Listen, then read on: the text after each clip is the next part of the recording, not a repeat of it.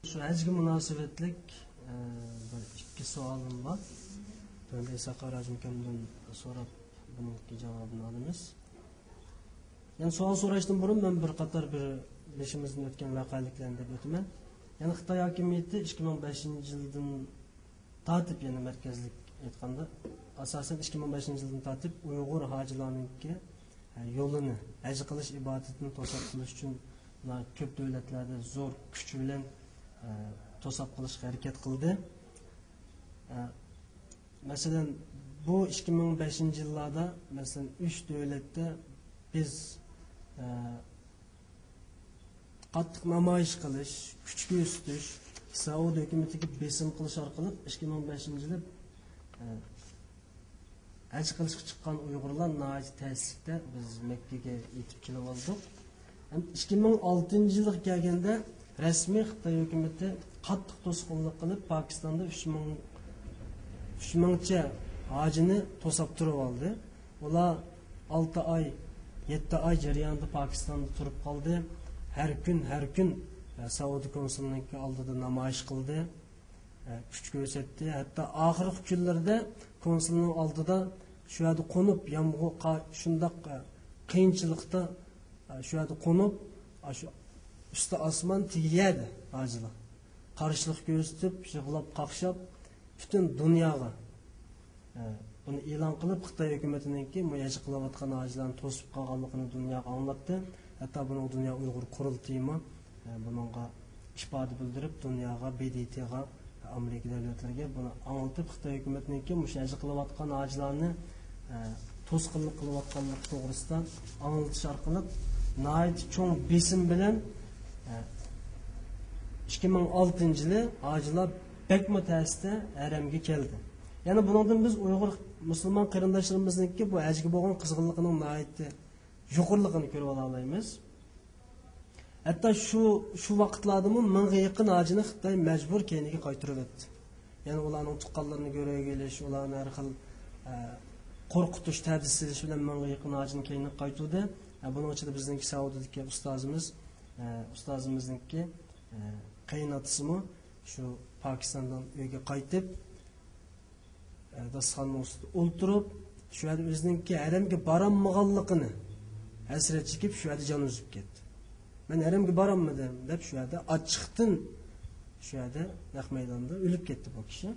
Demak, mush qatorliq bir voqealar bilan xalqimiz 2007-yilga kelganda rasmiy Sharq Turkiston xalqi haj qilishdan butunlay to'saldi. Faqat shu Xitoy hukumati, hokimiyati o'z tanlagan kishilarni hajga chiqadigan boshqa kishilar o'zi xohlab hajga kelinmaydigan ahvol 2007'da rasmiy dunyoning hech qanday bir yerdan bir Uyg'ur hajga kelinmadi. 2018, 2009 mana bu qator harakatlar bo'ldi. Demak, bu yerdagi mening bir savolim, xalqimiz bu kadar bedellerini to'lab hajga kelish uchun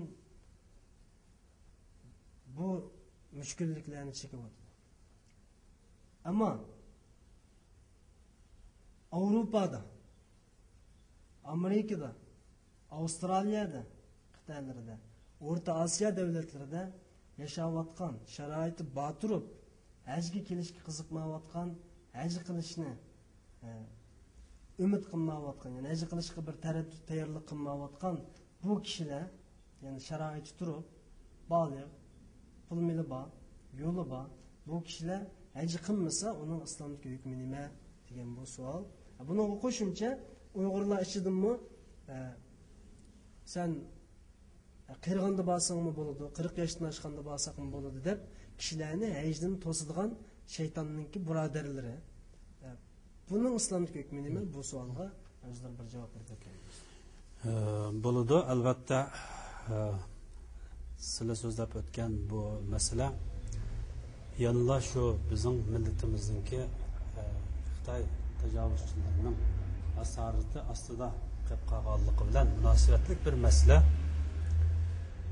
Hamda biz buningga javob berishdan ilgari yoki shuningga bir munosabatlik bir masala bumi, bu yerda hajning shartlari bor. Hajning vacib bo'lishning shartlarining birisi islom, insonning musulmon bo'lishi. Bu albatta musulmon va Uyg'ur xalqi uchun muvofiq bir shart. Ikkinchisi o insonningki aql bo'lishi.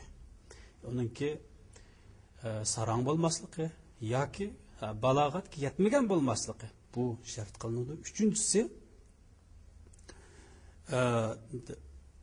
ikkinchisi aql bo'lishi, uchinchisi balog'atga yetgan bo'lishi bu shart qilinadi. To'rtinchisi bu 3 shart ado bo'lgandan keyin u odamningki qodir bo'lgan bo'lishi shart qilinadi. Ya'ni bu yerdagi qodir bo'lash degan masalani, ya'ni arabchadagi istitoa degan bu so'zni tafsir ulamolari u kishininki hajga berib kelguchilik pul mili, uzuq tuliki yoki qatnash vositasiningki bo'lishi degan ma'noni berdi. Endi biz bu ma'noga ichkirilib kirdigan bo'lsak, bu zamonda har qanday odam men bir davlatga chiqaman deb mashinasini haydab yoki eshigini minib chiqib ketadigan bir zamon emas.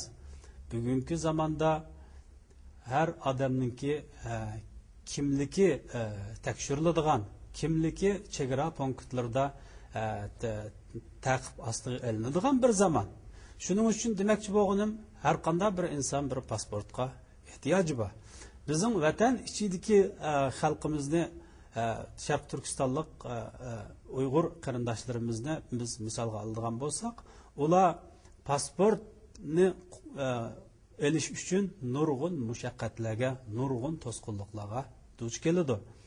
Lekin biz yanıla shu bir narsani deyolmaymizki, mushundaq to'sqinliklarga uchrasimi yana Sharq Turkiston xalqidan, mushu Xitoy zulmida yashayotgan Sharq Turkistonlik qarindoshlardan haj farzi saqt bo'ladi degan hukmni hargiz chiqara olmaymiz.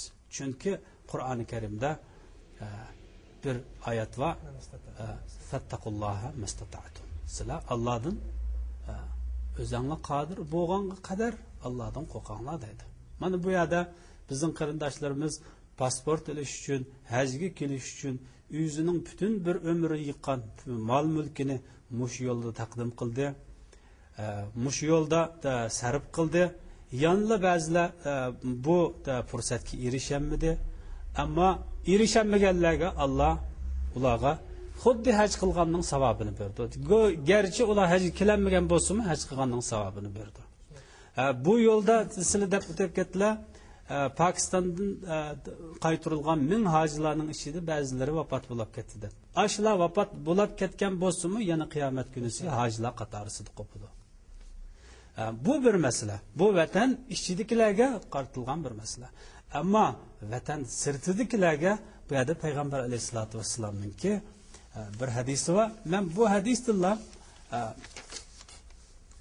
sizlar so'rgan bu savolga javob beraman.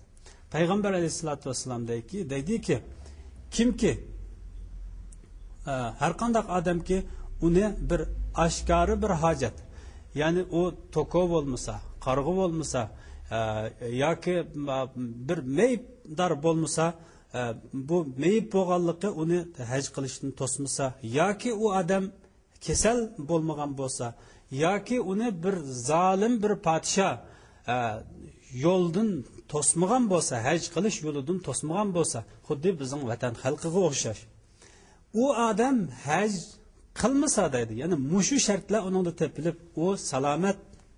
Birinchi, ikkinchi meyibdor emas, uchinchi uni to'sadigan hech bir to'sqinlik yo'q.